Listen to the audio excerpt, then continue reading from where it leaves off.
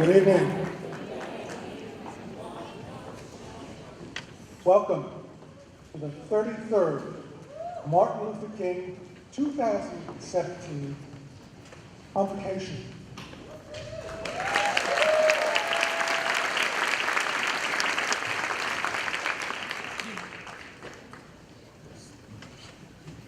We have a somewhat different era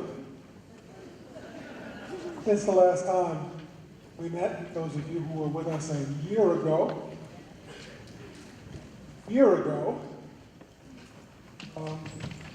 Sometimes you can spend a whole lifetime in 1 year, and sometimes you can spend a whole lifetime in one night. On stage, 2 moments ago, one of the participants in this program said that we're seated in such a way as to make it seem as if we're going on a journey. And after seeing some of the slides, the first thing that I thought about was, as freedom riders, we're going to be freedom riders tonight. And you know freedom riders do a lot more than sit.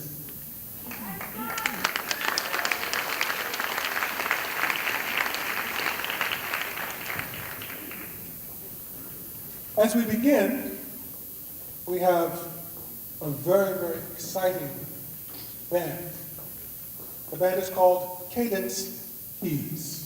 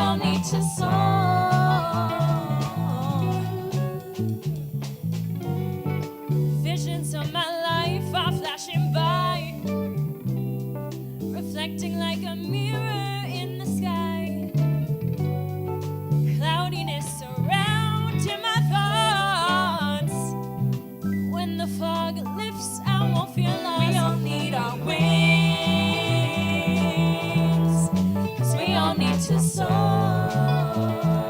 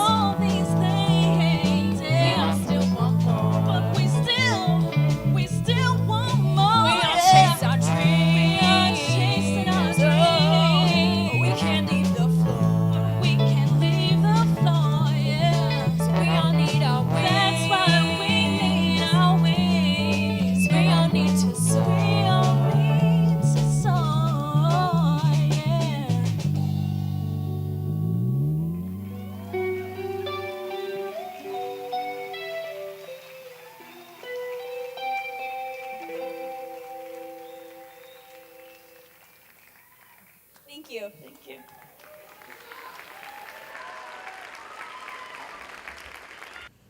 It's not just about one person, it's not just about one movement, it's not just about one gender. It is about the liberation of humankind from all forms of exploitation. In the local context, we want to begin by thanking all of the sponsors, the co-sponsors who have been involved in this. We want to thank the City of Santa Cruz. We want to thank the NAACP, especially the Santa Cruz chapter. We want to thank Interlight Ministries. We want to thank UC Santa Cruz Office of the Chancellor. And for this program, we want to thank Maverick Mailing, whose printing was generously donated. Before we move forward, we need to pause in a moment of reflection. And that moment of reflection is going to be brought to us by Reverend Deborah Johnson, Rev. D.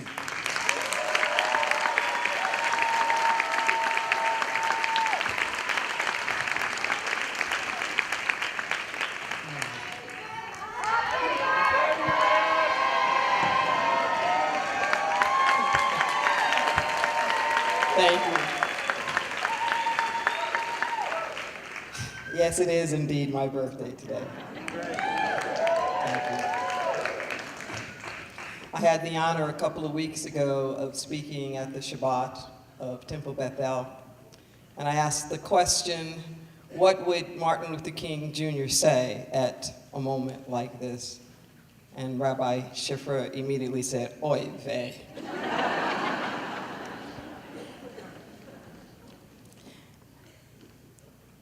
And as I was thinking about it, I realized that it was more than just what would Martin Luther King Jr. say about this moment, but what is it that he would say to us? If he was here in the room now, talking to a group of people that was honoring him, what might he say?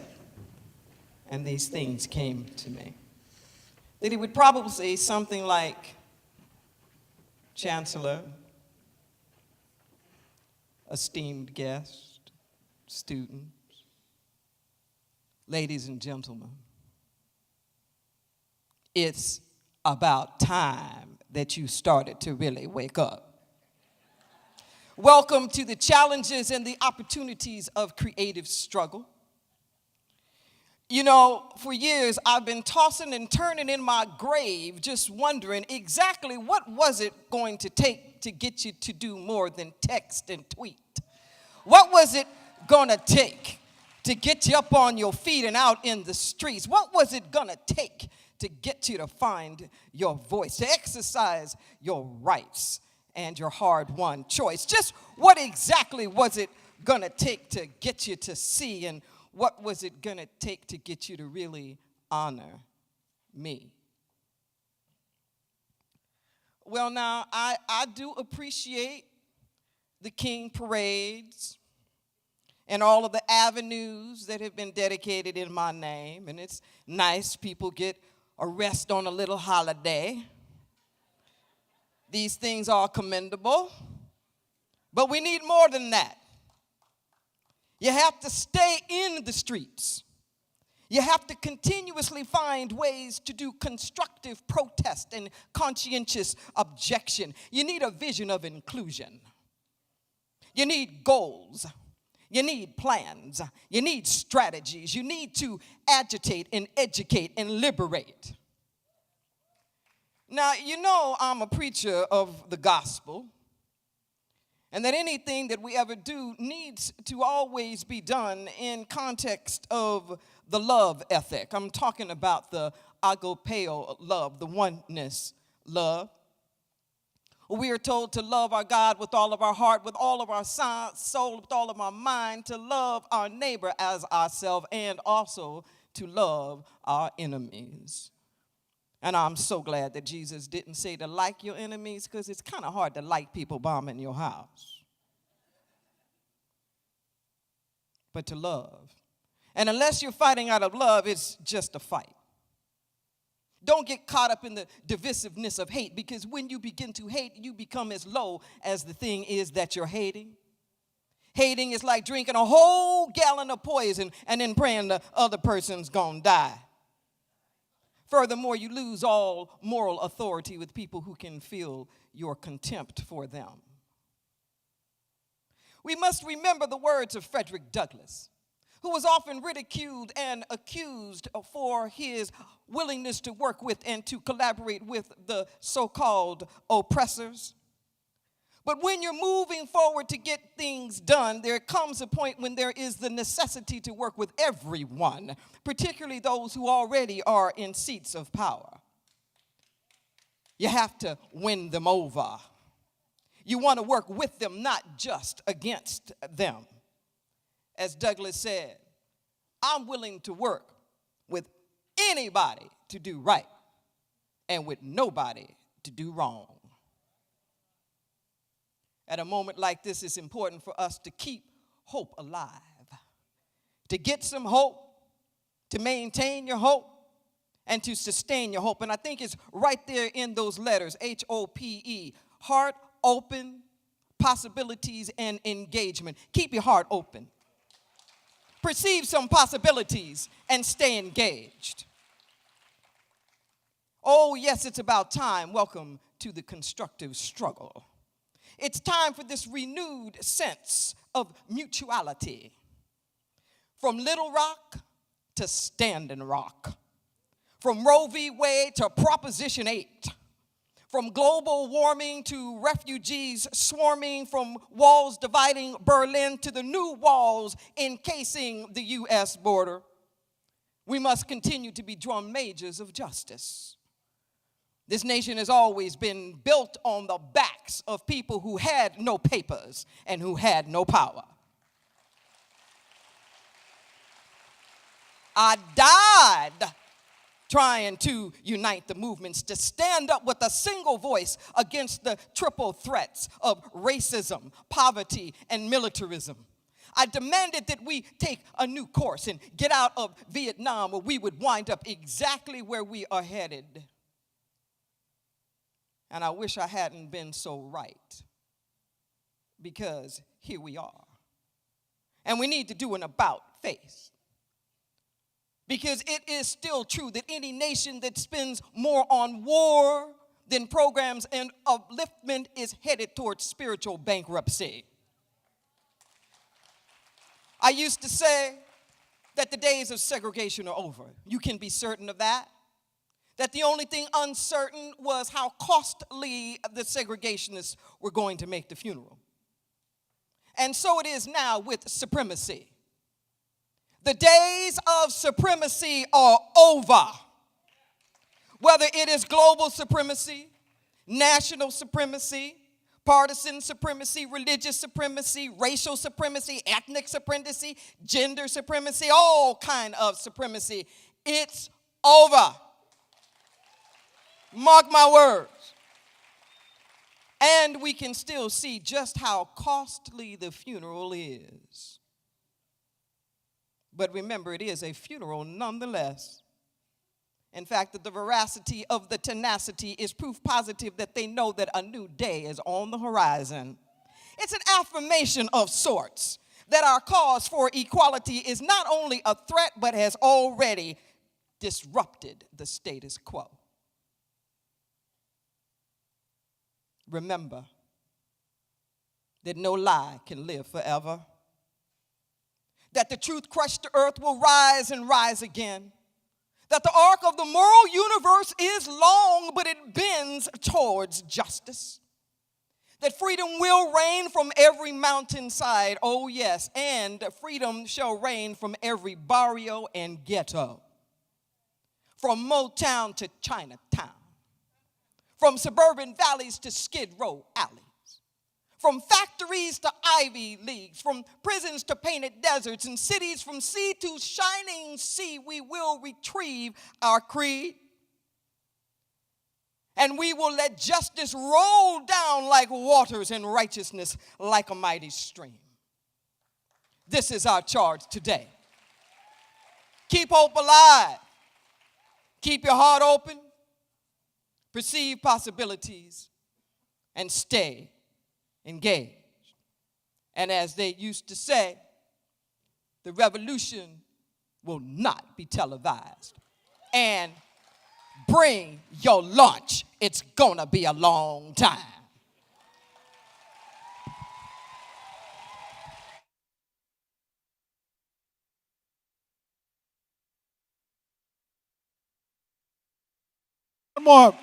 One more little thing.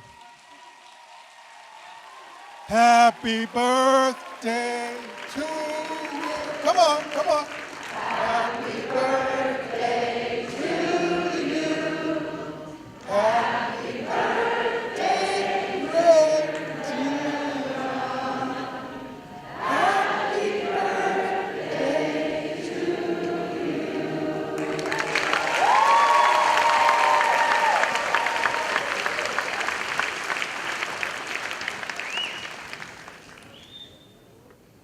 So when you give your hands to struggle, sometimes you get back more than you might think.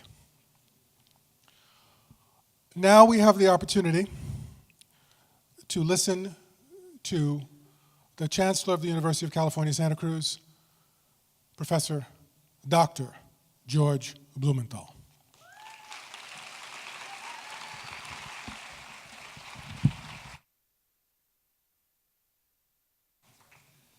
Welcome, and welcome to the 33rd Convocation. Today, Ben Jealous joins a list of compelling speakers that we've had over the years, including Alicia Garza last year, and Angela Davis, and NAACP Chairman Julian Bond a few years ago. And I want to thank everyone involved in planning tonight's event for their work. And a special welcome to students attending tonight from Seaside High School,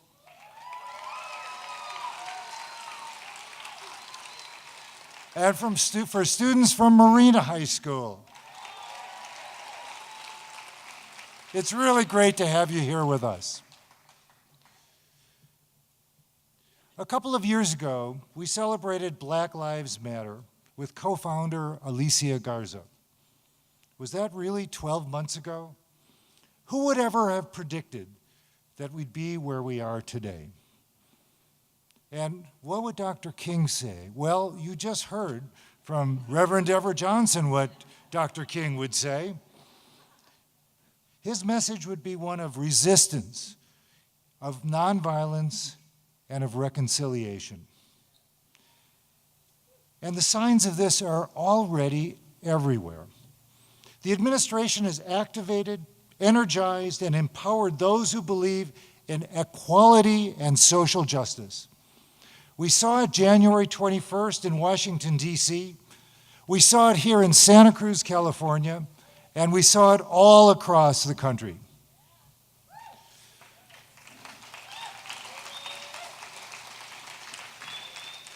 The switchboard at the U.S. Capitol has been flooded, receiving nearly twice as many calls as ever before in history. How many of you have reached out to elected representatives, making phone calls, sending email, writing letters? That's great. Because engagement in our democracy is on the rise, and that is a good thing. I'm seeing it on campus with faculty teach-ins and programming to give students the skills that they need to engage. One group of students, however, feels particularly vulnerable under this administration, and that is our undocumented students. At UC Santa Cruz, we have approximately 400 undocumented students, and I have told them that UC Santa Cruz as a campus and the University of California as a whole stands with them, with their families, and with their communities.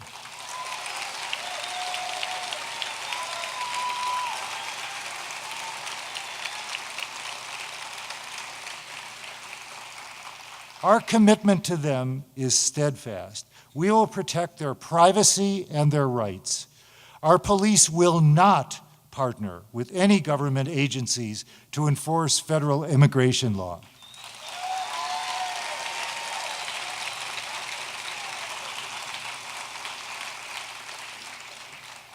We will not contact, detain, or arrest anyone on the basis of their immigration status. We will continue to admit undocumented students to the university.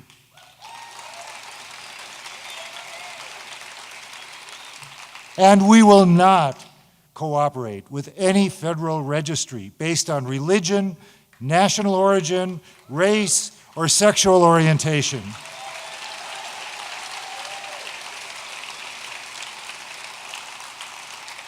That is the way forward. Banding together, supporting one another, and finding our voice. And I believe that Dr. King would be pleased with that.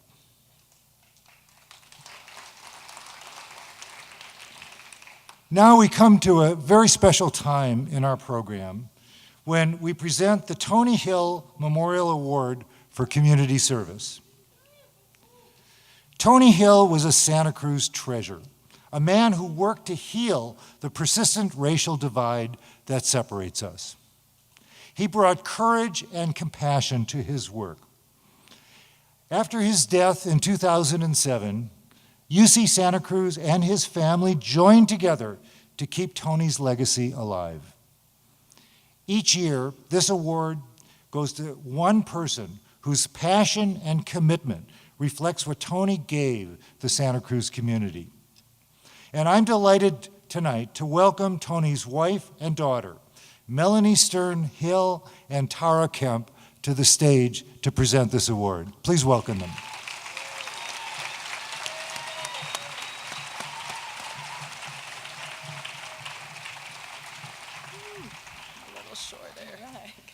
All right. Okay, first, give it up to UCSC for providing us with this amazing free event each year. Yes.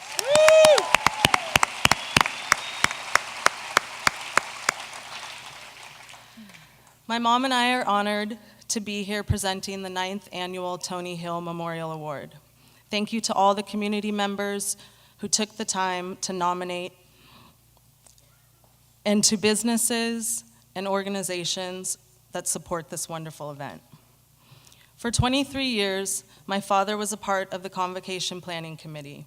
After his sudden death in 2007, the committee gathered and decided they wanted to honor him, as well as encourage community members to continue the work. Life is not a spectator sport. If you are going to spend your whole life in the grandstand just watching what goes on, in my opinion, you are wasting your life. Jackie Robinson. Jackie Robinson was one of Tony's favorites. My father believed in taking action and finding win-win solutions. He believed in bringing people together from all walks of life. We need these qualities during the current times. Each year, we have the privilege of honoring a person who demonstrates the hallmarks of my father's life. Along with our awesome selection committee, my mother and I get to learn about dedicated people who are strengthening our community and reaching across diverse groups within our county. People who have found their passion and purpose. This year was no different. The selection committee was in awe of the work being done, and through a respectful, honest, and deep dialogue, we arrived at our decision. As many said earlier, we are finding ourselves in very divisive and challenging times. And this year's recipient speaks to what we need more of: innovative solutions, sustainability, bridge building, and hope. Tonight, we honor someone who is doing just that, Daron Comachero of Food What.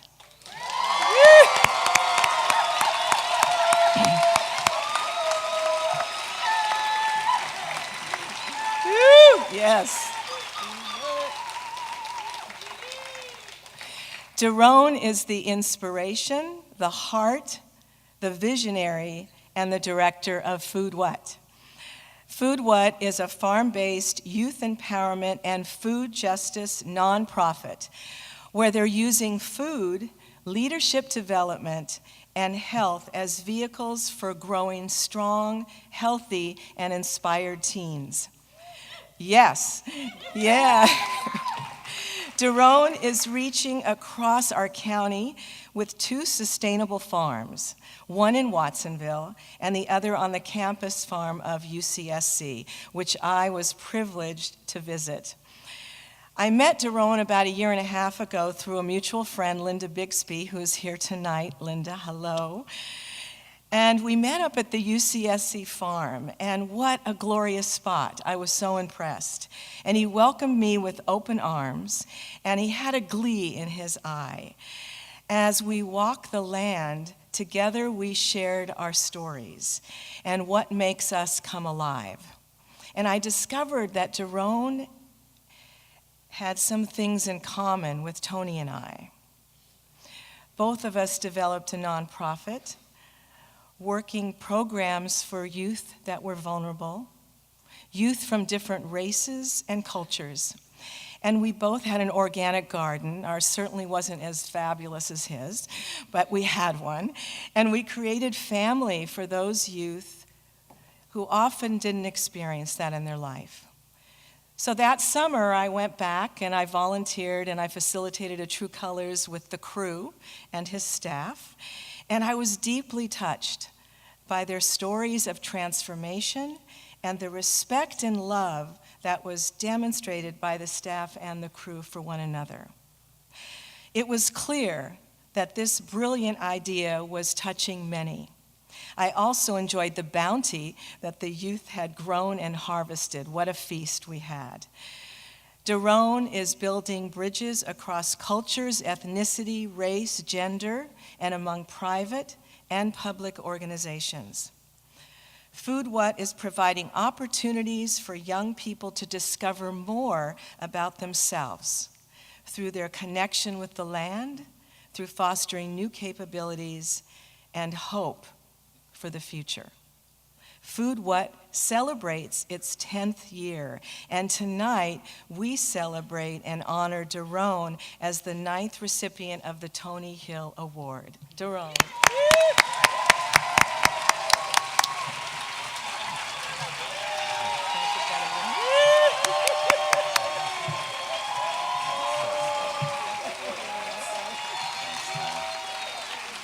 Thank you. Reverend, take a picture.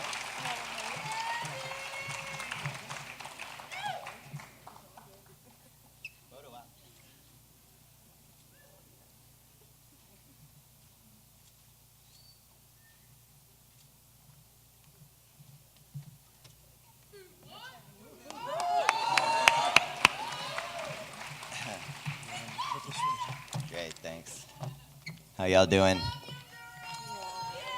What's up, what's up?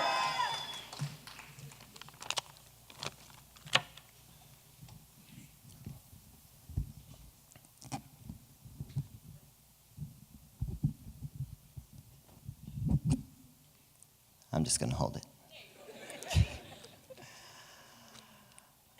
First of all, thank you, Melanie and Tara.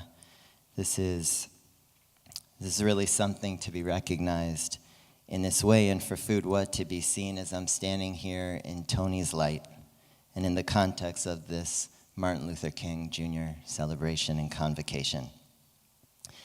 Thank you also to UCSC and to the selection committee, and I'd like to recognize all of the other incredibly deserving nominees for this award. It is our collective efforts that are bringing about the change we all so clearly seek.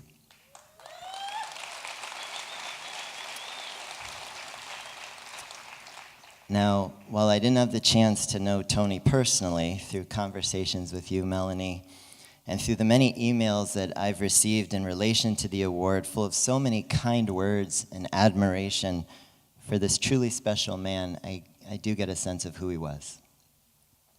And the impact that he has had on this community is clear. And just a few nights ago, something occurred to me. 2007 marked the first year that Tony was no longer with us to play his integral role in tonight's event.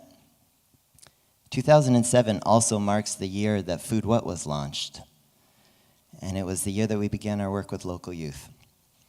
Tonight is 1 decade after both his transition from presence and our transition into service. I can't exactly name the significance of all of this, but somewhere I trust in my heart that Tony has been sharing his spirit and his wisdom and his passion as Food What has journeyed in building bridges and removing obstacles in partnership with and for youth countywide. I'd like to offer a special thanks to the many incredible people, rows of whom, if the lights weren't so bright, I think y'all are right here and will hopefully watch this one day. You've shown your support and your commitment through land and resources and time and encouragement and expertise. The role you have played has been and continues to be invaluable to me and to Food What. A special shout out to my wife, Kirsten, my son, Asa, my mom who flew from New York City. And none of this would be in motion without our outstanding Food What team of Abby and Anna, Irene, David, Deontay, Uriel, Puyi, Mary, Bruno, and of course, big love to the Food What youth. I could hear you, even if I can't see you. So what is this organization with the funny name? Let's talk about it. Food What is a youth empowerment and food justice organization. Food What was created to challenge the inequities and to re-level the playing field for youth in our Santa Cruz County. Food What serves high school teens with the least access to resources and opportunities and provides a safe space for these young people to step into their power and to amplify their voices. Food What is a place where youth grow hope, strength, resilience, and self-determination. We serve youth on our 2 farm sites. We have the incredible privilege of working with youth here in Santa Cruz on our piece of land on the UCSC farm, as well as in Watsonville on the impressive farm discovery at Live Earth Farm. Youth from across identity lines and histories collaboratively produce something that benefits and nourishes us all: food. Oftentimes, someone new to Food What will ask us, well, how do you empower youth? And our answer is that we don't, and that often creates confusion. Our job as staff is to create the environment for youth to experience their own success and to create an endless array of opportunities, as empowerment means something different to each young person who sets foot on the farm. Food What youth choose to step into their power, to uplift their voices, to heal from past traumas, to see that they are not their experiences, to build bridges across people and geographical space in this county as Tony did. To explore their identity in ways that many have not had the space to do so at home, in school, on the street, or possibly with friends. And to do all that through the most fundamental of human needs, food. Now, in a way, and of course no disrespect to Food What, we're like one of the most successful compost piles that you could imagine. So let me break it down. In composting, there's this concept that it's the human, that we're the ones doing the composting, but that's not true. That's actually not accurate. What we do is we create the conditions for the microorganisms to do the work that leads to turning the inputs into black gold. Now, Food What youth bring their life story with all of its places of wholeness and dreams and pain and obstacles, and they use all of the inputs at their fingertips, including the Food What community and family that they build for personal growth and transformation, black gold. Maybe it's that the human spirit inherently wants to connect and seek healing and peace and just needs an inspiring place to do so. One of the foundational principles of how Food What supports youth in this process is through listening. Part of how we have stayed innovative and relevant to youth cultures because we spend a lot of time actively listening. So I'd like to share a quick story. In the second year of Food What, there was a young man named Esdras. He'd come up from Mexico. Most of his family was still there. He was living with an aunt and an uncle. And that summer, we partnered with Beach Flats Community Center to set up a farm stand. And one day, Esdras pulled me aside and he said, "Farmer D, I'm not feeling good." And so I asked him what's going on, and he said, well, every day I'm here on the farm and I'm eating all this fresh produce right from the farm and these huge meals. And then at night I'm eating a lot of fast food because my aunt and uncle don't have much food in the house or money to stock the fridge. And that's real. So I asked him, Esdras, what should we do about this? And he said that while it feels important to do the market, we should also be sure that each member of the crew had access to fresh food themselves. So he made a proposal that every week, every member of the Food What crew would get to bring home a share of the produce that they had been growing on the farm, and that this would be part of the job and it would be free. And there was no question that was the right move. We put that right into action, and now, almost a decade later, because of Esdras' idea and because of him uplifting his voice, thousands of pounds of produce have gone home to the hundreds of summer job youth and their families.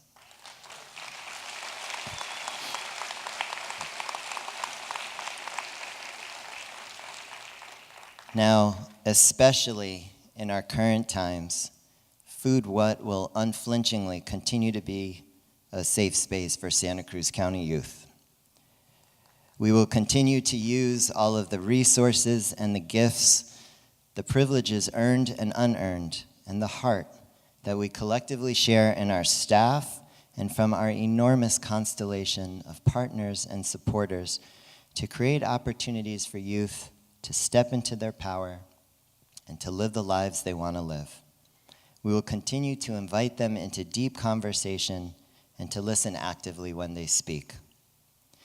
Now, I know there's a lot of Foodwood alums in the house and rad young people who are coming on buses tonight. So in closing, and on the count of 3, I'd like to invite all 1,000 plus of us, as wet or as dry as we may be, in this space, in this time, in this moment, to give a hearty shout out of Food What in honor of these youth. This award is shared with you. We see you and we're with you. So please, on the count of 3, 1, 2, 3.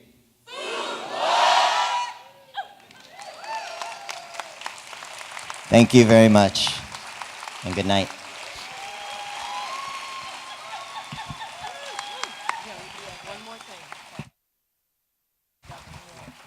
I guess I have to hold it. All right, we aren't the only ones that want to honor Daron. We have the California State Legislature's Certificate of Recognition from, on behalf of Bill Monning and Mark Stone. There you go.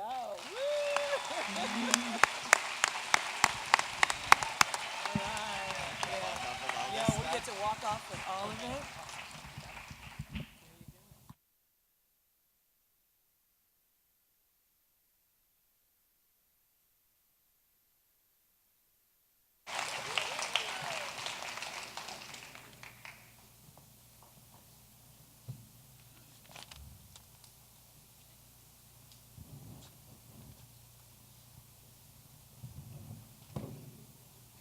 Students?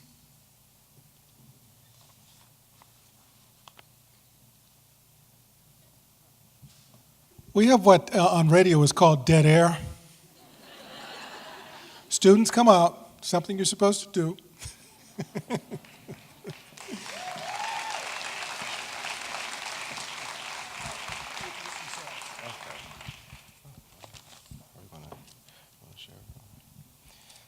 Good evening. My name is Davon Thomas, and I use he, him, his pronouns.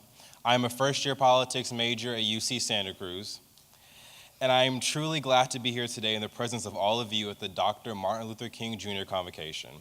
As a member of the Black Men's Alliance at UC Santa Cruz, it is an amazing honor to meet and introduce a highly influential Black man in the politics and law field who is passionate about making change. Good evening, everyone. My name is Chelsea Stewart. My pronouns are she and her, and I am a 4th-year neuroscience major at UC Santa Cruz.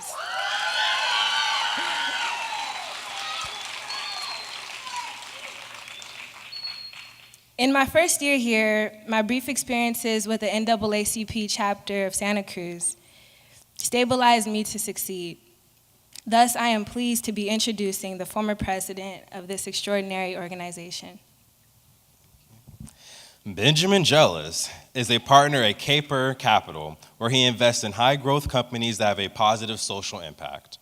He formerly served as the youngest ever president and CEO of the national NAACP.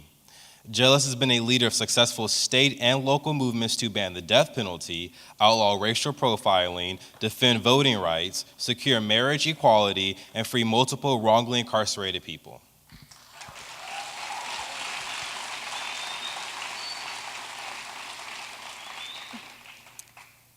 Under his leadership, the NAACP grew to be the largest civil rights organization online and on mobile, experienced its first multi-year membership growth in 20 years, and became the largest community-based, nonpartisan voter registration operation in the country.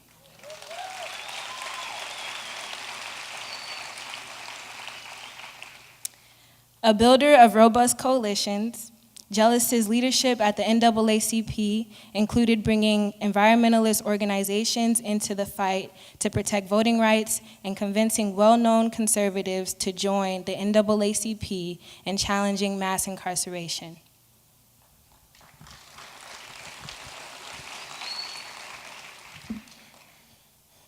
Prior to leading the NAACP, he spent 15 years serving as a journalist and community organizer. While in Mississippi's Jackson Advocate newspaper, his investigations are credited with exposing corruption at a state penitentiary and proving the innocence of a Black farmer who was being framed for arson. While at Amnesty International, he led successful efforts to outlaw prison rape, expose the increasing trend of children being sentenced to life without the possibility of parole, and draw attention to expanded racial profiling in the wake of the September 11th, 2001 terrorist attacks. Jealous has been named to the 40 under 40 list of both Fortune and Time magazines. He is #1 on the Root.com's 2013 list of Black leaders under 45. Please join me in welcoming Benjamin Jealous.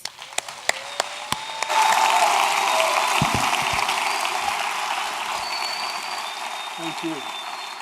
Thank you. Appreciate you. Well, good evening. Good evening. It's good to be here with you. You know, when I came in tonight, and I've actually got inspired and I rewrote my whole speech. So, excuse me while I lay it out here. But when I came in tonight, there was a flashing of all the people who have spoken here before, some of whom I'm good friends with, like Van Jones, others trained me, like Julian Bond. And it occurred to me there were two things that were different between me and all of them. One of them, of course, is that I was born on this bay, and I'm the only one of them who's ever ridden a wave around here.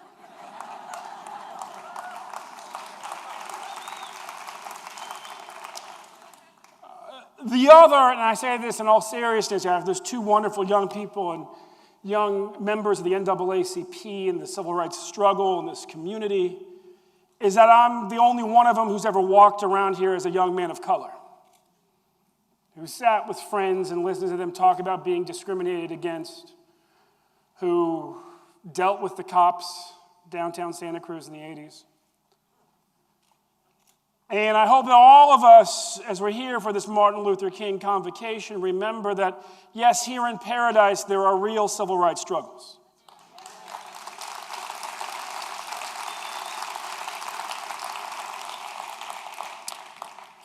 I also, as somebody who grew up here, was born around here, I think we should just take a moment to do what we do well here and welcome the new Chief Diversity Officer of UCSC, Ms. Linda Scholes. Will you please stand up? She's only been here for a few weeks.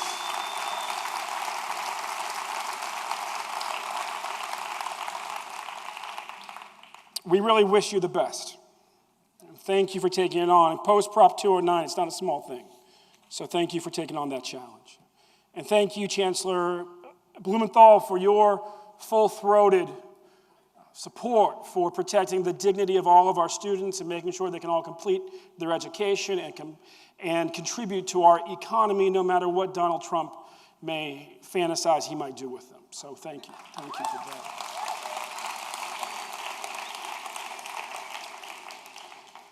So tonight I want to talk about race and poverty in our country and the nature of our struggle and even our memory of these things.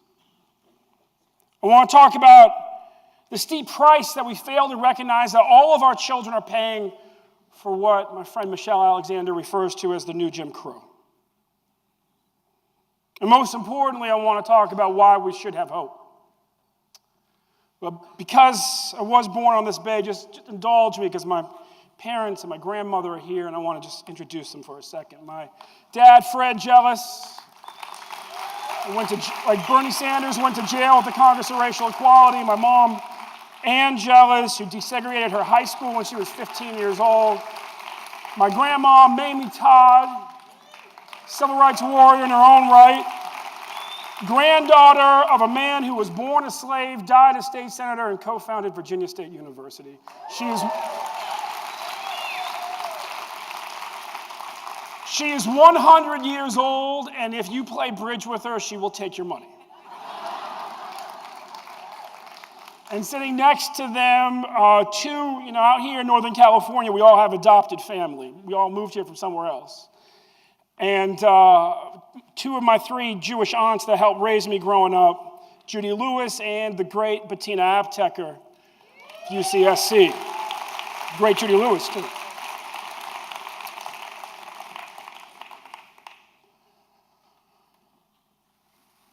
It's a big deal for me to have my grandma here. It's not often that your 100-year-old grandmother can come see you speak.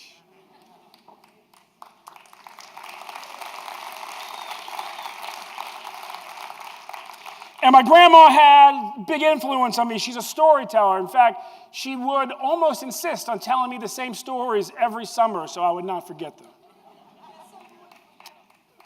In the black community, the white community, you all have a bunch of summer camps. In the black community, we have one. It's Grandma's house.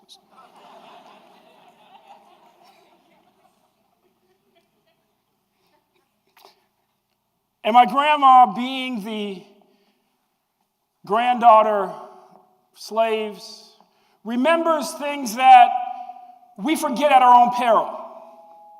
In our country, we like to say that there are two original sins. The sin of slavery, the sin of genocide against Native Americans. In actuality, there are multiple original sins. And among them is the sin of indentured servitude.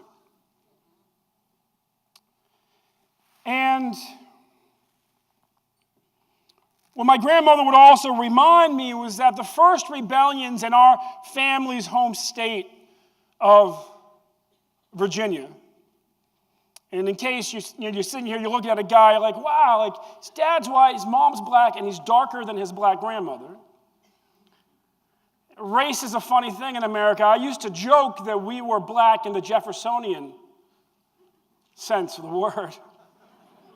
And then I found out that we were actually owned and the children of Thomas Jefferson's second cousins. But what my grandmother would remind me was that the rebellions in our home state didn't start out as simply slave rebellions. No, that if you go back far enough, they started out as rebellions of slaves and indentured servants standing shoulder to shoulder, rebelling against the governor and the king. Now, the first rebellion that's known and documented in Virginia is in Gloucester. If you still have your old copy of Howard Zinn's People's History, which in certain neighborhoods in Santa Cruz is a bit like the Bible. It's handed down from grandparent to parent to child. Early in there, like page 18 or something, it talks about Gloucester. And what was interesting about Gloucester and instructive, and the lesson there that we forget, is that a decree was handed down from the King of England to the governor of the Commonwealth of Virginia, and ultimately to the slaves and indentured servants who worked the port. And these were days when the slaves were privileged early in the Commonwealth because an African slave cost you $50 and an Irish indentured servant cost you $5. So when the bales were thrown into the hull of the ship, they were thrown by Africans and caught by Irishmen, because if you broke an Irishman's back, well, you could afford 9 more before he would have cost you as much as that slave.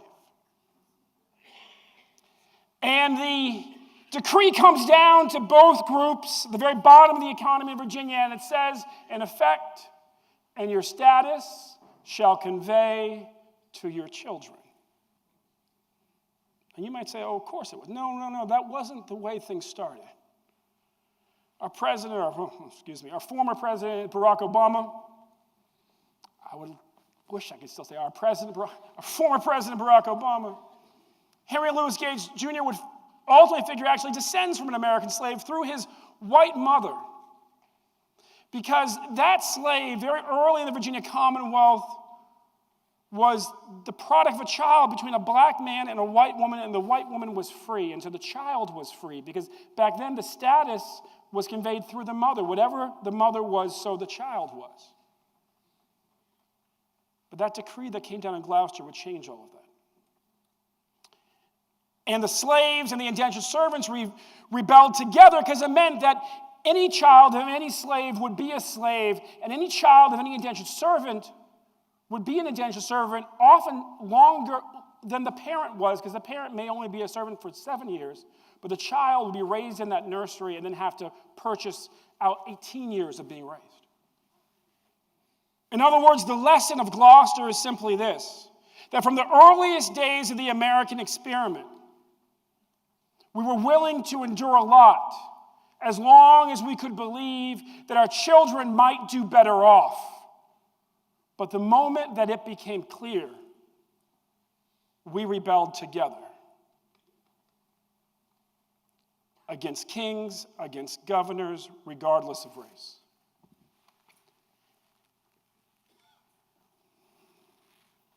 The funny thing about history,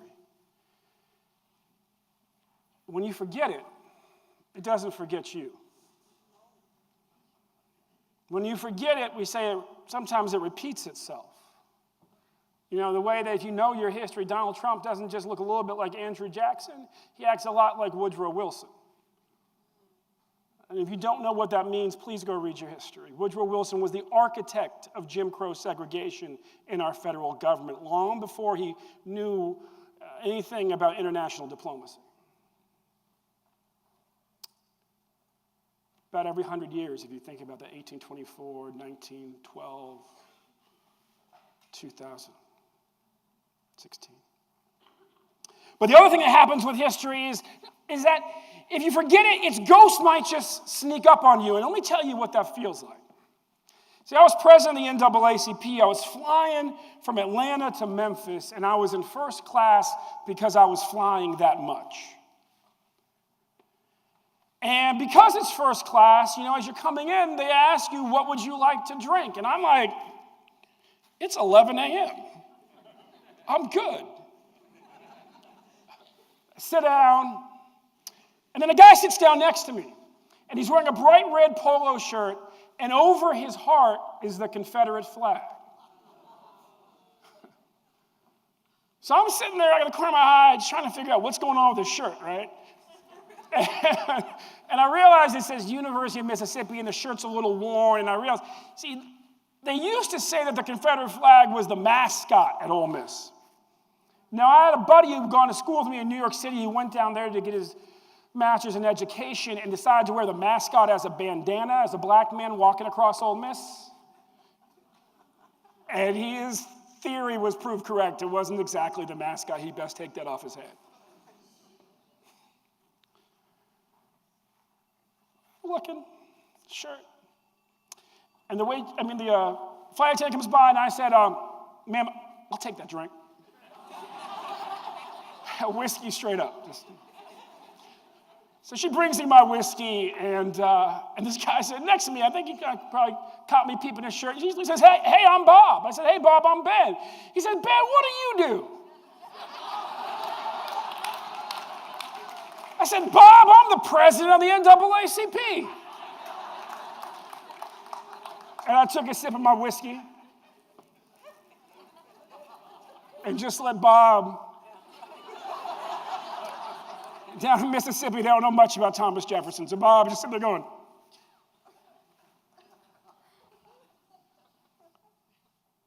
He says, really? I said, yeah, Bob. He says, tell me about affirmative action.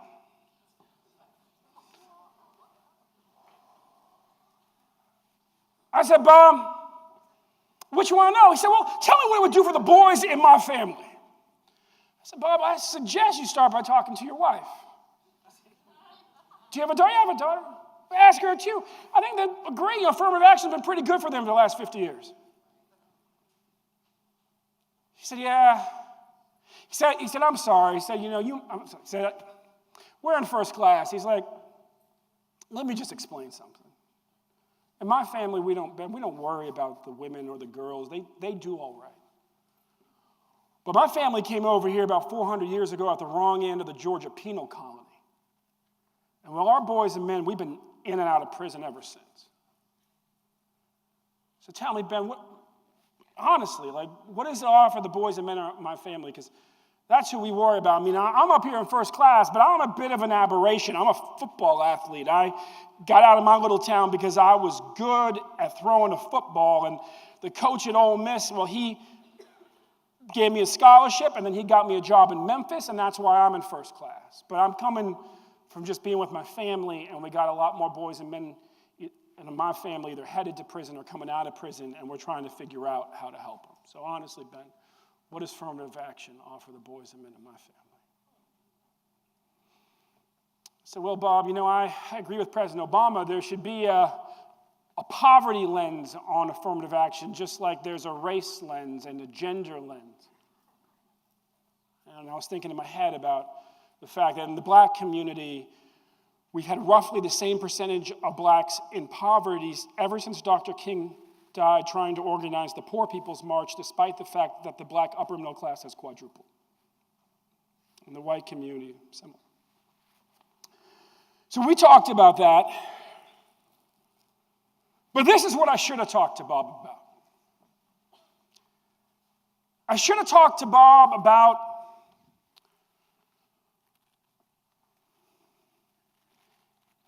the fact that all of our men and boys, black, brown, and white in this country, increasingly our women and girls too, are the most incarcerated people of their racial groups on the planet. No, we don't just have the most incarcerated black and brown people on the planet in America. We have the most incarcerated white people too. And why should that be a surprise? Bob's family came over here in the Georgia penal colony. We founded what was actually now multiple states, includes Alabama, Mississippi too, with prisoners, with white prisoners. Why should that surprise us? And to break it down a little, in case you think, well, maybe we sort of backed into this, like we're really not as bad as, say, the Soviet Union was before they imploded, when they were the world's leading incarcerator, or the former Republic of South Africa before they imploded, when they were the world's leading incarcerator. And yes, if you go all the way back to look at why Rome imploded, over-entanglement in foreign wars, over-incarceration of your domestic population, and the expense associated with each. But just you dig into these numbers, and sometimes they surprise you.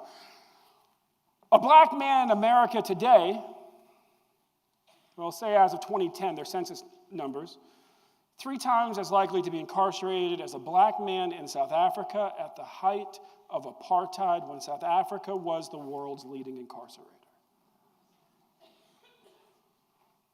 A white man as of 2010 in America today was 3/4 as likely to be incarcerated as a proverbial black man in South Africa at the height of apartheid. Up from 50% as likely in 2000, while black incarceration rate was trending down slightly from 3.5 to 3. Which means that by 2020, if nothing has changed, white men in America should be as likely to be incarcerated as black men were during apartheid, at the height of it. As I said to my dad, I said, Dad, I was going through these numbers. It's like, what white privilege gets you in America at the start of the 21st century is a 25% discount in the incarceration rate of black men at the height of apartheid? We're all in the frying pan. It might be like an 18-inch cast iron frying pan, and you might be at the far edge, and the heat center's a little askew, but we're all in the frying pan.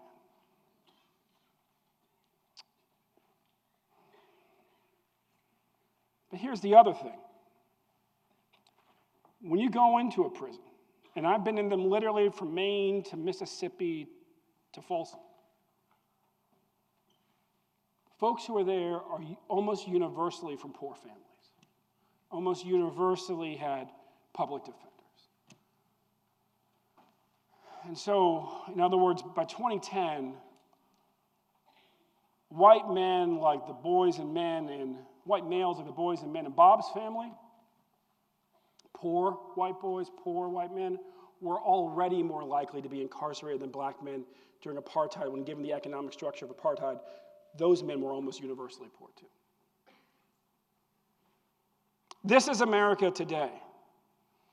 And for those of us who don't feel like we're poor, don't think of ourselves as poor, that might give us some solace. Oh, those aren't our kids. Our kids aren't paying the price. Oh, but how wrong we are. Every American under 50 is paying a direct price. And if you're not sure about it, ask their 75-year-old parents who have 3 generations living at home. Because the children The adult children are still paying off college and grad school debt. Literally, we have 3 groups of people under 50 in our country right now, say between 18 and 50. You have one group, yes, it's obvious how they're paying a price. They are incarcerated, they have been incarcerated. Anybody's bet is that they're not one of those 2, they're about to be incarcerated. That's one group. You have another group that's in college or university or has been to college and university, paid the highest tuition that we've ever paid in inflation-adjusted dollars. Take inflation out of it. Highest that we've ever paid. They have the highest debt rates we've ever seen. They have the highest default rates that we've ever seen. And then you have a third group. If you think about it, you know this group. They're getting bigger and bigger. These are kids who one time may have been headed to community college, but they've been listening to the kids a little bit in front of them, and they're like, wait, that 2-year education could take me 10 years? And I'll never get the 4-year degree? Well, why am I going to do that?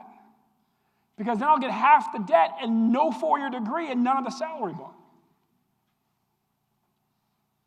And it's getting bigger and bigger.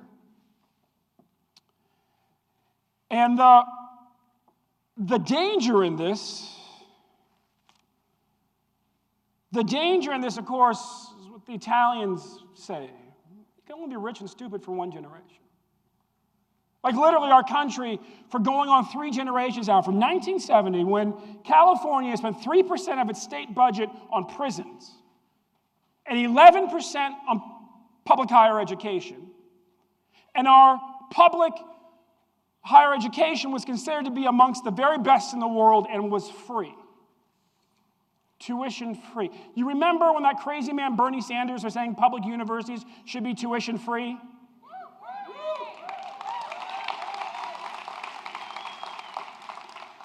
And the Republican establishment said he was crazy, and the Democratic establishment said he was like a little crazy.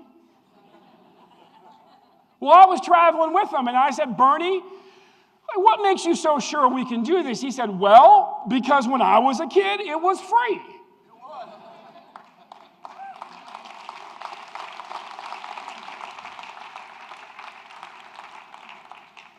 And so you take 1970, 3% goes to prisons, 11% goes to universities, and then you fast forward 2010 in California, 11% is going to prisons, and 7.5% is going to universities.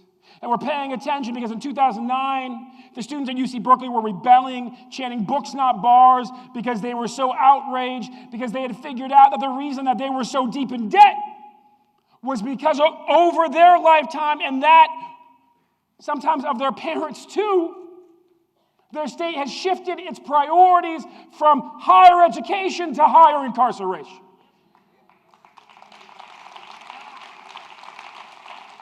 And what that tuition bill meant in precise terms was that they were literally footing the bill for that other kid in high school who's in prison right now.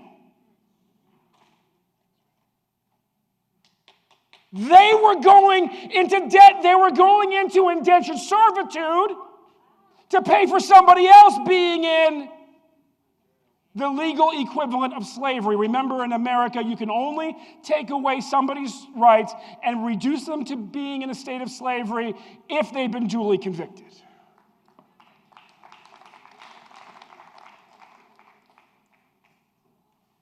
And so we were paying attention. Jerry Brown would come out and ultimately suggest 15%, you didn't quite ever get there, 15% for prisons and 6% for universities. And what do we forget that happened in between?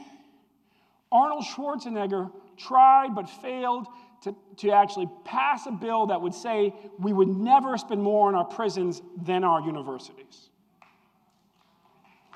Yes, we can applaud for a white Republican every now and then. Come on. Don't talk to me about black Republicans. Ben Carson, oh my God.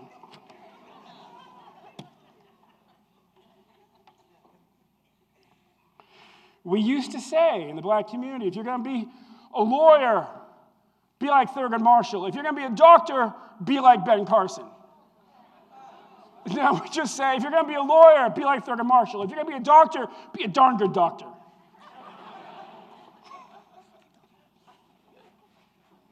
My God, how fast the mighty can fall. But that conundrum with Jerry Brown and Arnold Schwarzenegger is played out across the country. When the Democrats controlled both houses of Congress and the presidency, we took the disparity between crack cocaine punishment and powder cocaine punishment from 101 to 18 to 1. While South Carolina went 1 to 1, and Georgia and Texas too, with Tea Party governors.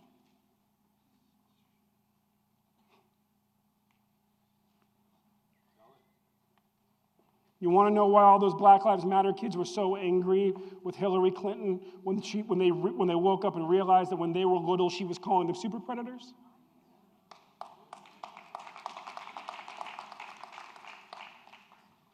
That's what they were responding to. Because the other cost that we deal with in this isn't just the folks who are paying debt or the people who are in prison too often when they should be in rehabilitation. Or the ones who don't do either but are stuck and falling behind. It's also the little ones at home. Because when you send big brother, or big sister away, or mom away, or dad away, when you do that so often that we typify the units of your neighborhood, we call them $1 million blocks. Because the state is spending more than $1 million to lock up adults from that one block.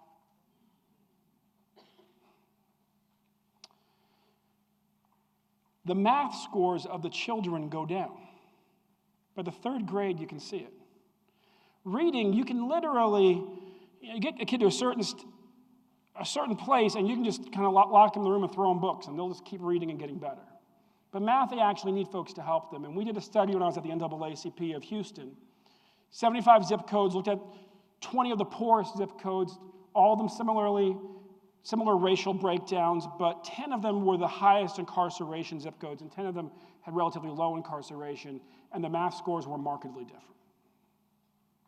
You can only be rich and stupid for one generation, and we're now going into generation 3 of the new Jim Crow. We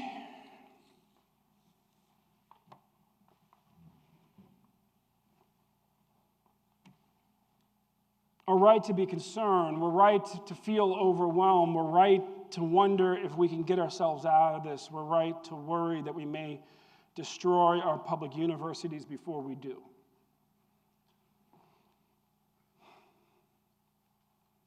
A man said to me at dinner tonight, we used to have publicly funded universities.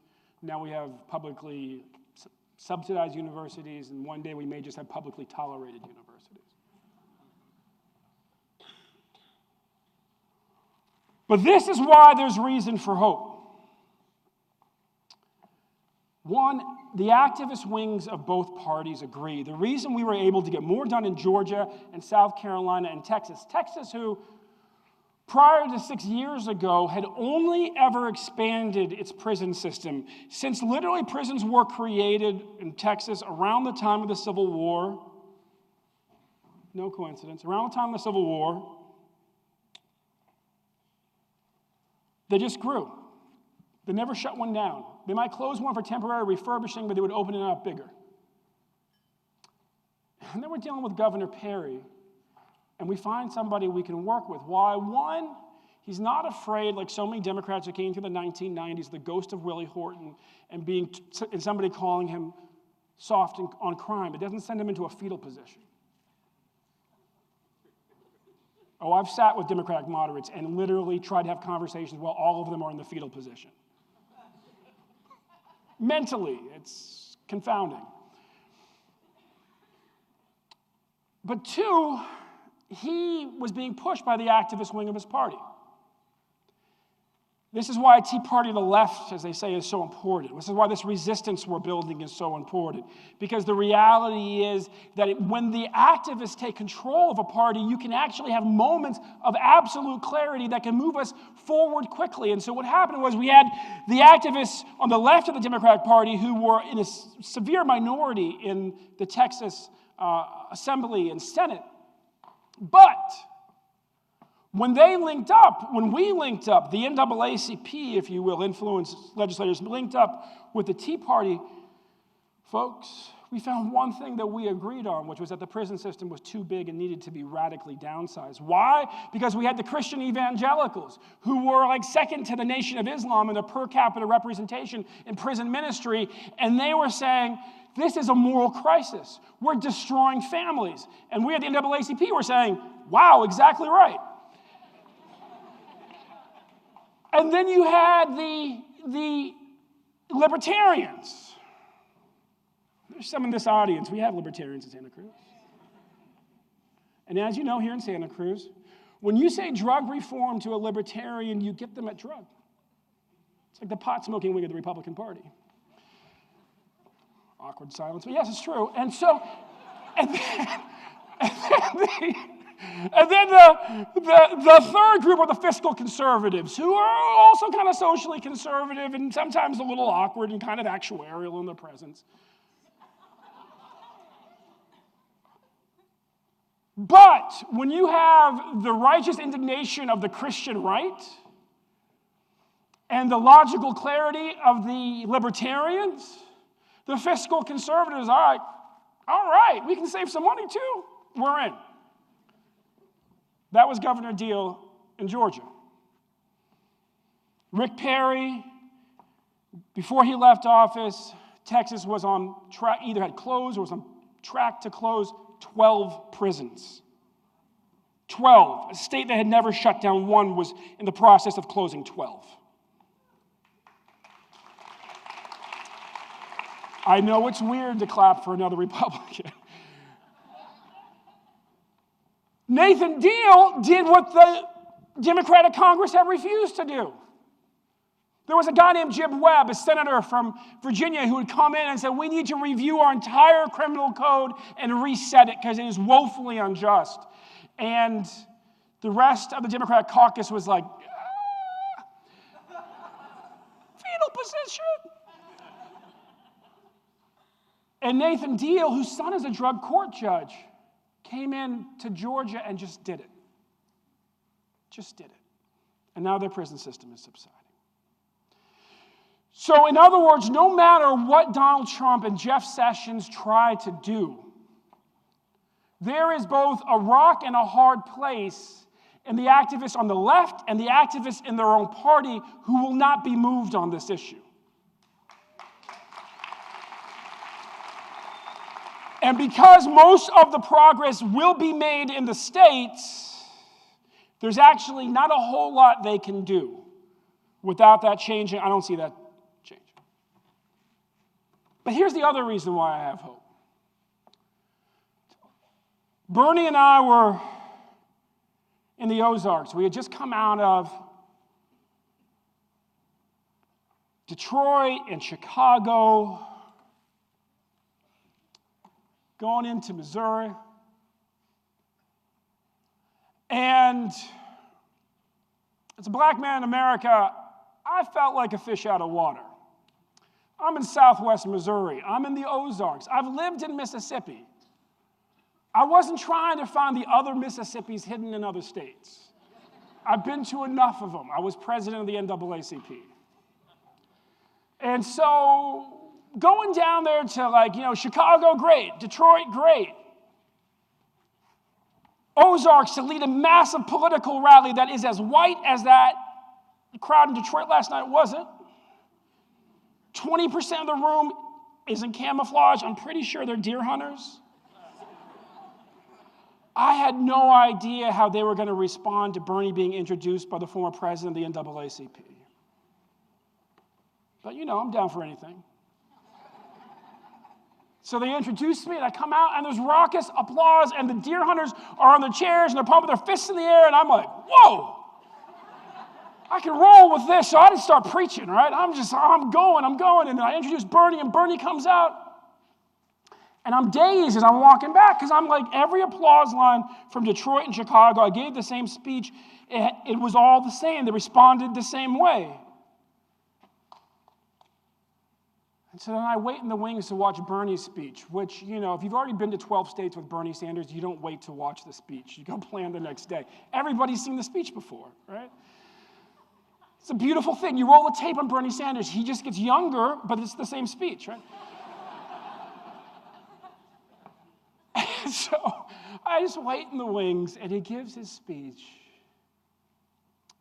Chicago, the night before, we were in a small room, and there's no back room, and we were all there watching. And all the same applause lines, but I'm waiting, I'm getting nervous, I realize I'm waiting because I'm waiting for him to put out the call for the police to stop killing unarmed black men. And then the crowd erupts, the deer hunters are up on their chairs again, their fists are in the air, they're screaming and they're whooping, and it sounds just like Chicago, except I think I counted 24 black people in the room. And Bernie comes off, and when you're traveling with somebody who's giving speech after speech every day, every night, multiple times a day, and leaving it all on the court, so the last thing they want you to do is to grab them right when they come off stage after talking for an hour. And I grabbed him. And I said, Senator, forgive me, but I just got to say, did you notice? The applause lines were exactly the same as they were in Detroit and Chicago. And it at least as loud when you called for the cops to stop killing unarmed black men. And the deer hunters on the left, all those guys in camo, they were up on their chairs with their fists in the air. And Bernie said, Ben, I'm glad you waited to see that. That's the revolution in this revolution.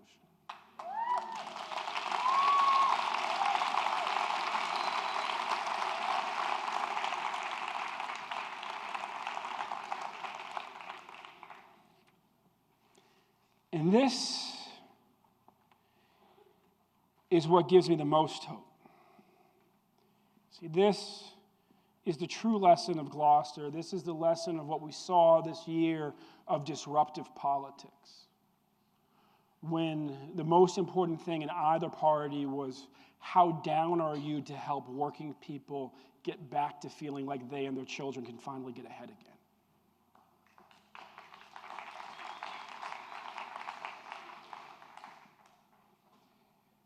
Hear me on this. I want you for a second to imagine the origin of race relations in America. Think of an image, maybe from a movie or something. And often what comes in people's minds is an image from Roots, or Django, or 12 Years a Slave, or The Birth of a Nation, either version.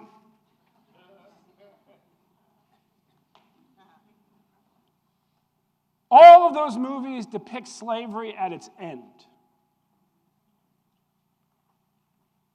All of them depicted after Gloucester, after Bacon's Rebellion, after the Virginia Commonwealth and its peers began legislating the difference between slaves and indentured servants and put white poor people on top and poor black people on bottom.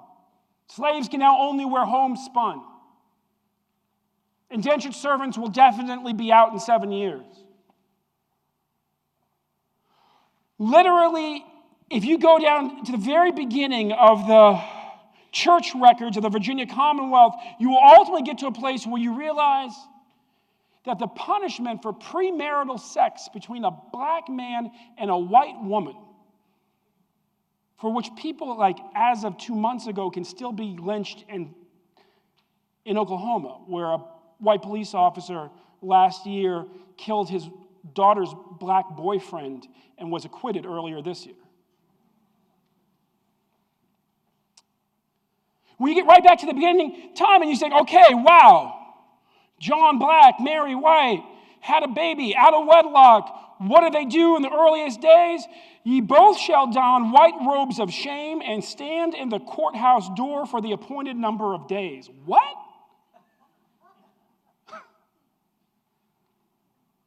Oh. See, politics is a lot like physics. I had the privilege of being taught Politics 101 by Charles Hamilton.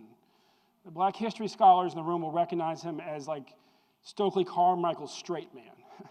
He was the other author of Black Power. He was also one of the architects of the David Dinkins campaign, and his daughter was with Ron Brown when the plane crashed. This old wise man teaching us politics, and I was a young class clown, and I was kind of tired of calling this political science. He seemed so bent on making us feel like this was science, and it really wasn't. And so I raised my hand, and I said, Professor Hamilton? And he said, yeah, Ben. I said, I just got one question for you. He said, what's that, Ben? I said, how is this science? He said, young brother, good question. He said, all I can tell you is this. Politics shares a few laws in common with physics. One of them is that for every action, there's an equal and opposite reaction. Barack Obama, Donald Trump. Donald Trump, something a lot better. It goes both ways, y'all. There's some hope right there, right? Woo, 2020. You know, my favorite T-shirt these days, one that has Bernie on it, it says, "Hindsight is 2020."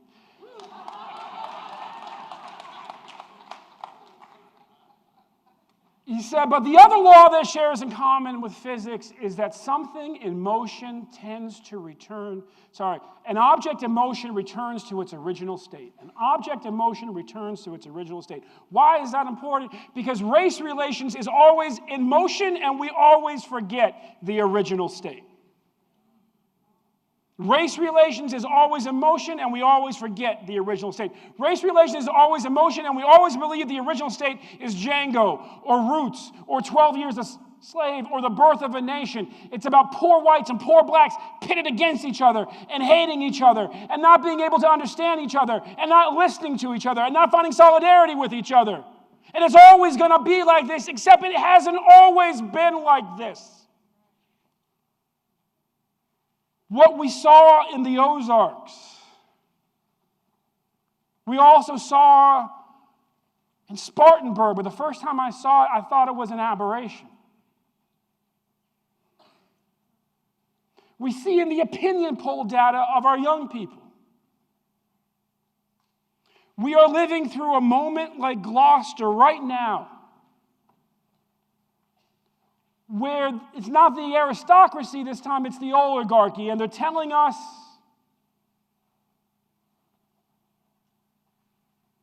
and your status shall convey to your children. And the reason I have hope is because I know what the original state of struggle is in our country, because my 100-year-old grandma taught it to me as a kid. When the kings tell us that our status will convey to our children, we come together, shoulder to shoulder, across every line that divides us in our society, and we rebel together in the interest of our children.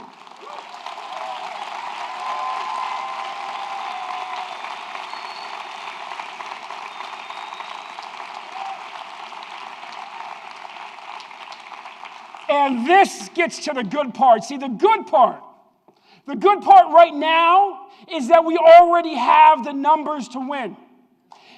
If you're wondering why are they trying to push all of the immigrants of color out of this country, it's because rich people do something really well. Like ones who are in business, they actually look at spreadsheets. They look at numbers. They understand trends. And they say, oh my God, we're already a minority, like a really little small one.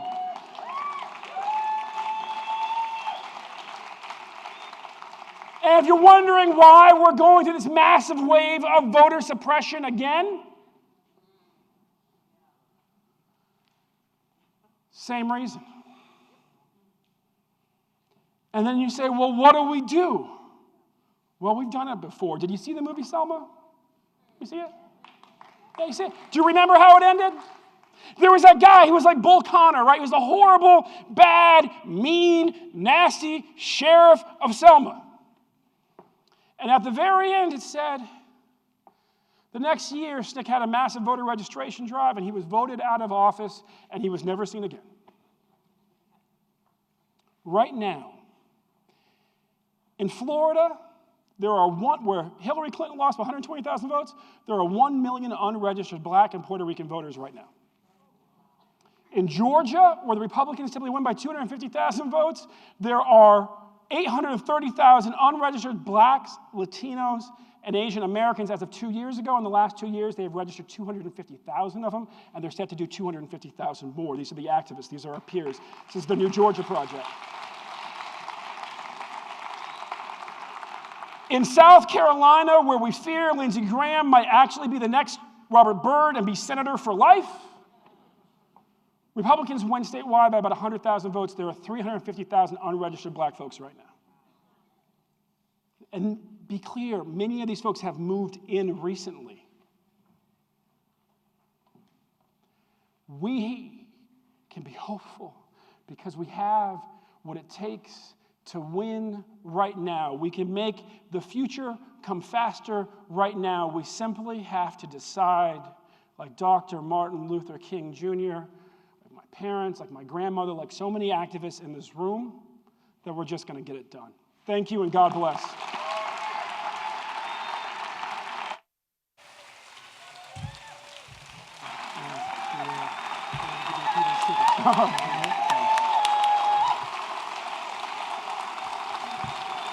Vangelis, President Emeritus Vangelis.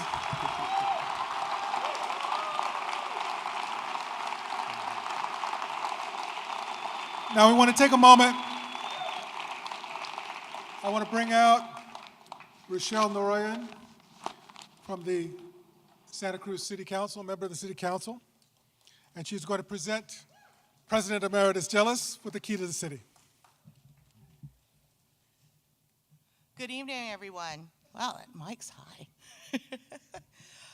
Oh, this has been a great evening, as it always has been every year that I've been able to come to the Convocation.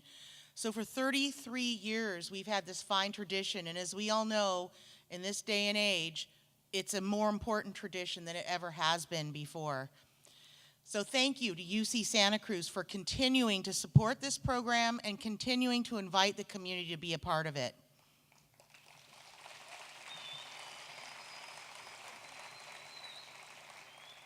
And wasn't it an honor to hear from Benjamin Jealous tonight?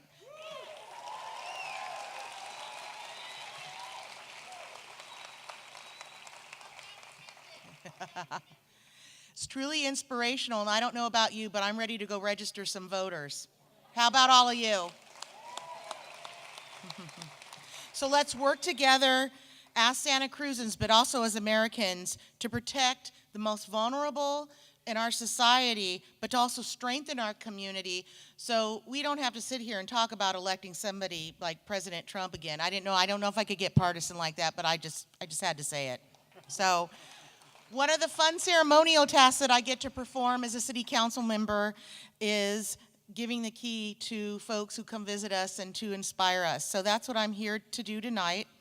And it's supposed to be down here, so let's hope it is.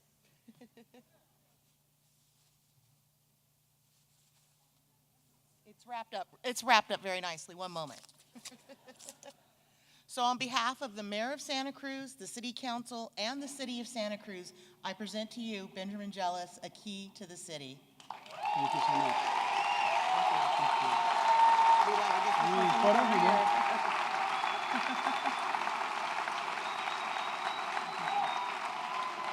Thank you very much. Thank you. Very nice.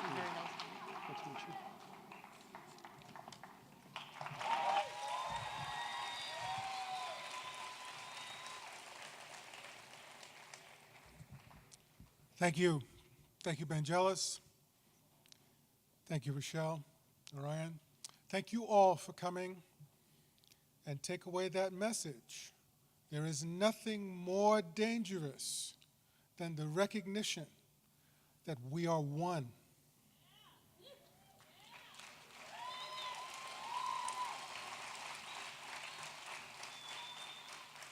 And keeping that clear will bring about the liberation of humankind.